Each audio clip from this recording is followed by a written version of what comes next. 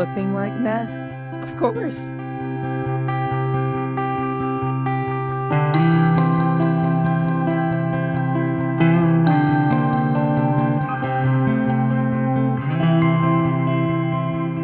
Early 1970s, with the eruption of the feminist women's movement, the plight of women was horrific.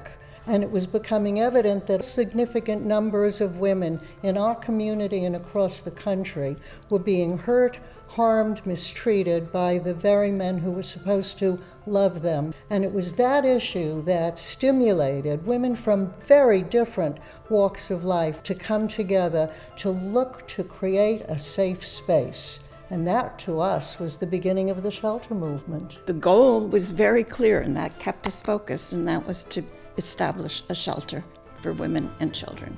Blew my mind what this group of people were able to accomplish just with being disciplined and determined. We did everything in the beginning.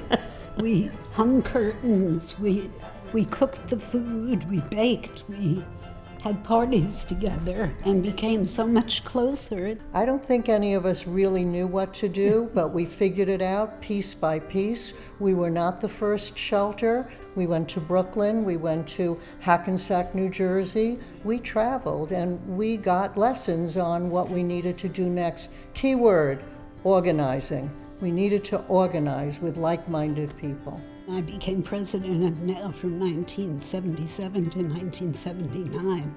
During my tenure, we had a hotline, and there were so many calls from women seeking shelter from their abusers. So we began to see that this was a big issue here in little Rockland County. But prior to that, we began to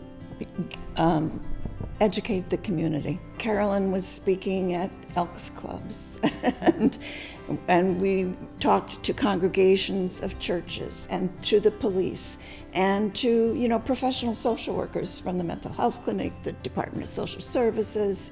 Carolyn Fish, our leader for many years, was so creative and ingenious, and one of the things that she reached out to was the corporations, the businesses in Rockland County.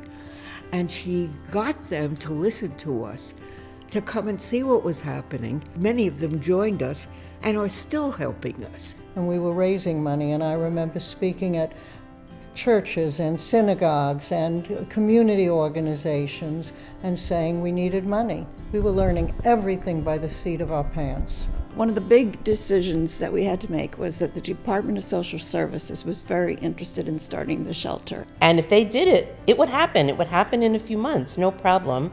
And if we did it, who knows if we could do it. We had the passion, and we had studied this problem, and we felt we were the best to bring this forward. We determined that we wanted to do it separately. That was so empowering. Exactly. We were kind of doing what we wanted to help the battered women do. We wanted to self-determine. Suddenly there was a movement and change that was taking place. It was wonderful. Linda came up with the name. I did. I remember the discussion that we really needed to focus on family, sorry to say it, rather than necessarily women. And because we also wanted to serve children. And so that's how we, reached the name of Rockland Family Shelter. We opened the shelter on October 5th, 1979.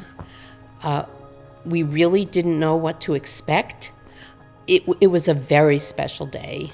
You're amazed how quickly the beds were filled. Yes. So to me, this was an exciting moment. It was the fulfillment of all of our collective dreams. When we opened, we were really pleased to see that there was a lot of support that we got from organizations, from individuals, from lawyers, from social workers. We trained professionals. We had police training, hospital training. This is very important. At the same time, publicly, groups were educated through our trainings, and I think that helped a great deal. So we as founders are here today, and there was a much larger group that we were part of. 3 of the people that we couldn't have done without are Carolyn Fish, Peggy McLaughlin, and Sister Mary Dunning. There probably are at least a dozen more that we could tell you about who made wonderful contributions to our effort. I'm proud to have been now called a founding mother of Rockland Family Shelter, now the Center for Safety and Change. Then I realized that you and your cohort of other women, you are visionaries, and I'm so respectful. It's hard to put into words what that means today. It has truly enriched my life. It's wonderful to be able to do this kind of work and be proud of it. It was such a privilege to be part of this endeavor. It's really one of the most important things in my life. This enriched my life enormously. And what I really learned that I met men and women who never say no. I'm grateful. I'm really grateful for the experience.